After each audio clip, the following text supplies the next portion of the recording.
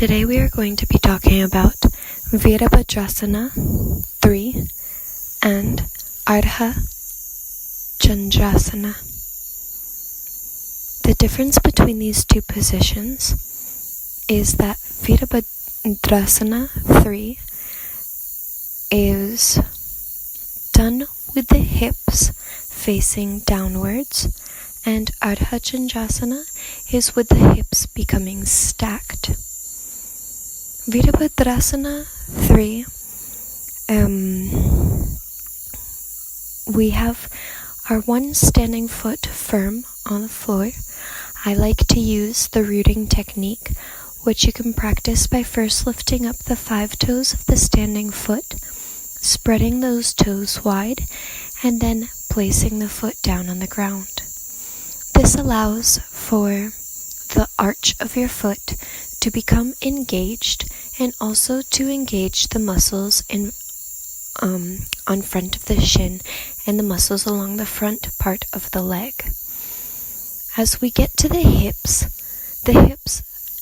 are facing downward so that they are perpendicular to the ground. Both hip bones should be at a 90-degree angle facing towards the ground. In Virabhdrasana 3, we want the back to be flat, and as our chest comes forward, our other foot rises up so that we are a straight line from the crown of our head to the heel of our foot. Many teachers will say point or flex the toes. In my opinion, I like to flex the toes, which means having them face towards the ground to add extra energy into the leg in the air.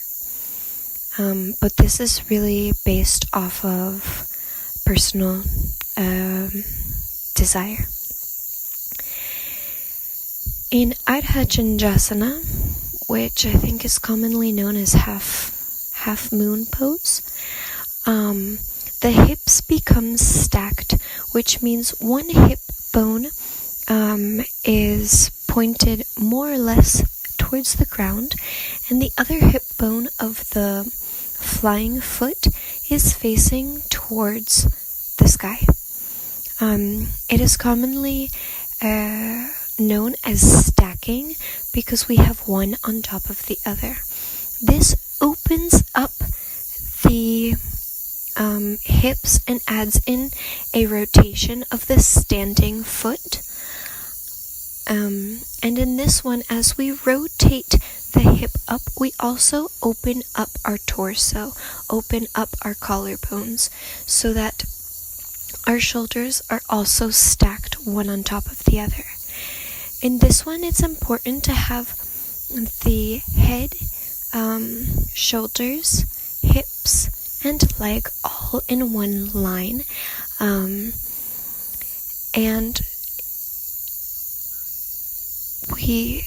it is recommended to take our gaze upward towards the hand at this point.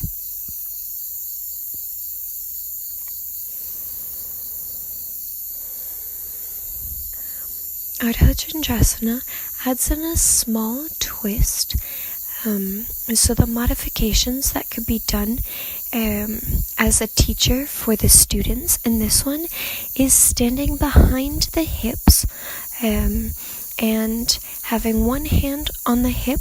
We take the other hand cupping around the shoulder, and we help bring the body into a slight twist. This one, Ardha chandrasana, can be done with one hand on a block so that their body can be in a straight line, or it can also be done with fingertips touching, or more advanced position would be to have the hands slightly hovering in over the ground.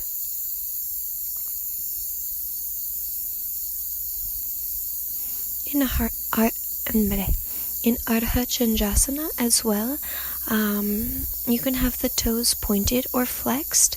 Again, I like to have my foot flexed in this position because I feel that it sends energy through the flying leg and it allows for the body to be energetic.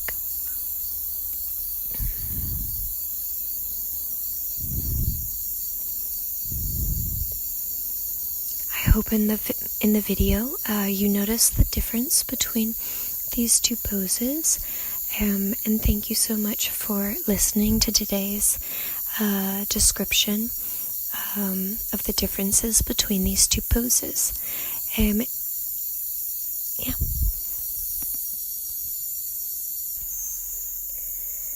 Today we are going to be talking about Virabhdrasana 3 and Ardha chandrasana.